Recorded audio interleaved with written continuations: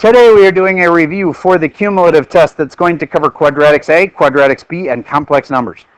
Okay, and so today we're going to focus on quadratics A first. What was on the quadratics A test, you might ask? I'll give you an example. Let's say something's been factored to this. You were asked to tell two things. Number one, what are the roots? And number two, what is the axis of symmetry? It would be the little line that would run down the middle. I'll give you a hint. It always helps to make a sketch. Number two hint, you would have a calculator to be able to use to get this answer. So why don't you grab a calculator out of your stuff and feel free to use it. Because if you haven't figured it out already, the answer on this is going to be a decimal or a fraction. Yes? That is a good question. According to my notes from last year, we had a calculator for the whole test this year, but I don't want to promise it. Last year. But I don't want to promise it. What I will promise is that you'll have a calculator for the parts you had a calculator for on the original test. That much I will promise. In Quad A technically didn't have calculators on it, but I know you could solve it and get a fraction answer. It'll just, since you probably will have a calculator on the whole test, you might as well use it. All right. Alex, tell me your thoughts on how to start. The roots or the axis of symmetry. I don't care either one.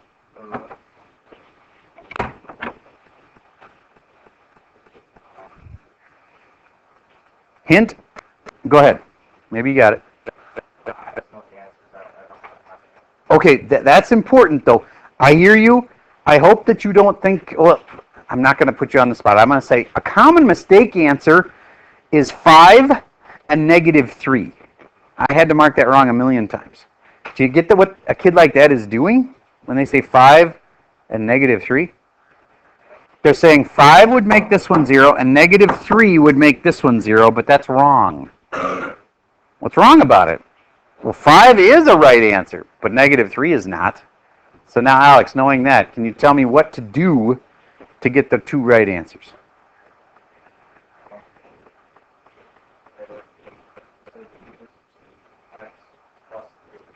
That's exactly it. Set that equal to 0 and set that equal to 0. This one is as simple as x equals 5. This one would be what?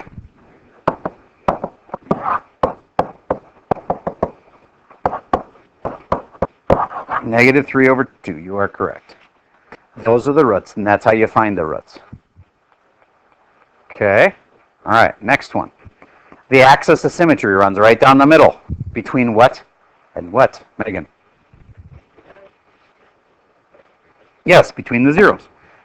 Between 5 and that. Well, I'd make a sketch. Everybody, please, right now, make a little sketch. It's a parabola. They're all parabolas. They're all quadratics. So it's a parabola, and you should be able to tell whether it's right side up or upside down, looking at the original problem, which is this, 2x plus 3 and x minus 5. So, Zico, is it upside down or right side up? Normal. What shape would it kind of make? It's a parabola shape. Can't argue with that. What letter does it kind of look like? U. A U. Good. All right, so it's a U shape that goes through 5 and negative 3 over 2. That's like negative 1.5.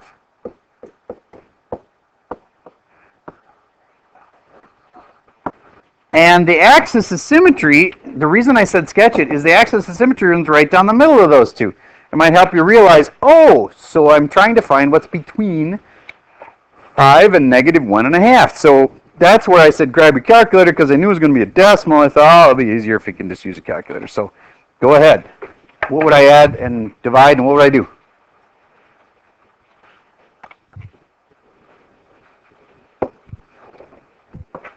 Add them together and divide by 2 is correct. So they add together to 3.5, and then help me out with the calculator. 3.5 divided by 2. 1.75 is the line that runs down the middle, and if I just left it that way, I get it marked wrong. What? It's called an axis of symmetry. It needs, and I kind of kiddingly called it an axis of symmetry. You know what I'm talking about? Because it's x equals 1.75. That's the dotted line that runs down the middle. That would go right through the middle of the blank. Right through the middle of the parabola, true. But more specifically, a really important point. It goes through the vertex. All right. Another question they could have said with the same exact problem at the beginning is, what is the answer in general form? There was a ton of that. Expect that that's going to be on here again. Would you please find general form?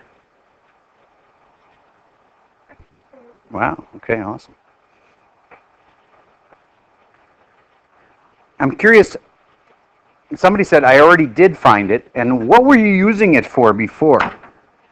Did you want to like use an equation that involved A, B, and C? Ah, okay. So when you multiplied this out, what did you get?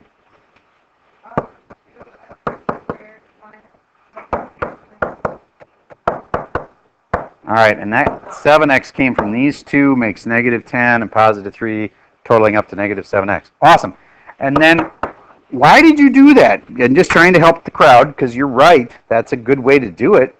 You then use the what? Well, I used negative b over 2a.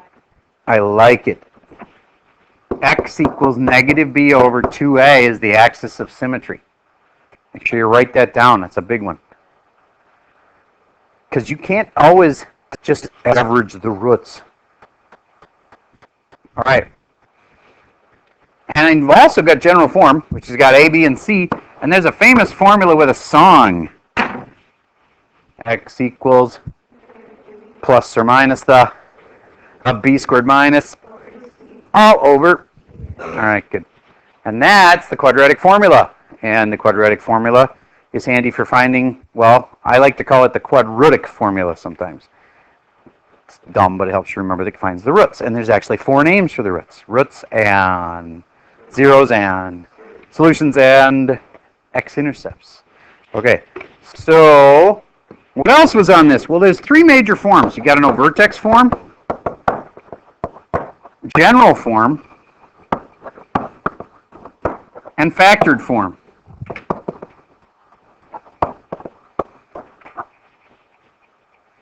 And we learned how to get from every form to every other form. One of them involves multiplying it out. Which one is it where you just generally multiply it out? General form. Which one do you take a wild guess? Which one do you think you'd need to find the vertex to be able to write? Vertex form. So how do you find the vertex again? X equals negative b over 2a tells you the x of the vertex, and then you take that number and stick it back in the formula. Or B, you could find the vertex by completing the square. Do you remember this? Everybody complete the square. You know, the half and square thing? Don't forget to factor out the 4 first. I saw that. Made a clunking noise too. Very clunky. That much closer to my utility belt.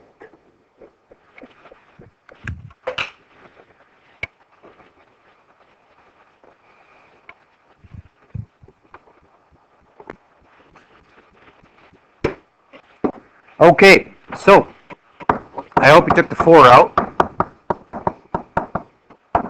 And I hope you remember to put the +1 here. We didn't like lose it. And then I hope you know that it's half and square. Half of 4 is 2. 2 squared is 4. But I don't put a -4 here. Very easy mistake to make. But remember, this 4 is being magnified by that, so it makes it a total of 16. So you have to have a -16 here. Does that make sense? Okay. Hope you remembered that. Raise your hand if you had that one right. Awesome. What did we just find? Vertex. Now that I know the vertex, do you get, I could ask you, does this have real roots? And you'd be able to figure it out.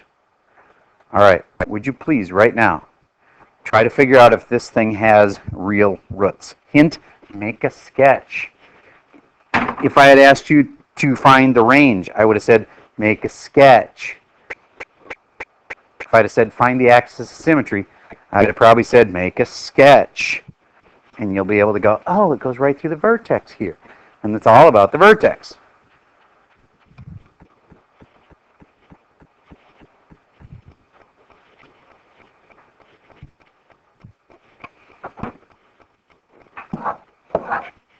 I hope you remembered it's actually negative 2 comma negative 15. So then it's down here somewhere. And then it's a normal parabola, so it's going up like this. So does it have real roots? Yes, definitely. What's its range? Well, I'd want to label this point then as negative 2, negative 15. And I'm going to try to remember that range always has to do with the y's. So it has to do with this negative 15. And so negative 15 to infinity would be the range. All right, last thing I want to remind you about today is there was probably like 4 at least questions where you had to use the calculator on the test yesterday, or most recently. So would you please grab your calculator and type in this equation right now, and then I will handle the person that's at the door. So everybody, move this over again. Type in that equation on your calculator. Negative 4.9x squared plus 10x plus 1.5. I'll pause while you try that. Okay, so first step, calculate maximum. Left bound, you have to be to the left of the maximum. Right bound, hit enter when you're to the right of it. Then right on top of it. Guess means guess where exactly it is, and that's really close. The exact answer, 1.02 and 6.6. 1.2 chickens give you 6.6 eggs, apparently. No, I'm obviously making the point about units. 1.2 what? Seconds gives you 6.02, no, 6.602 what's? Meters. Okay, good. All right. Then, here's the second question. Where was the ball at 2.1 seconds? Where was the ball at 2.1 seconds? 2.1 seconds.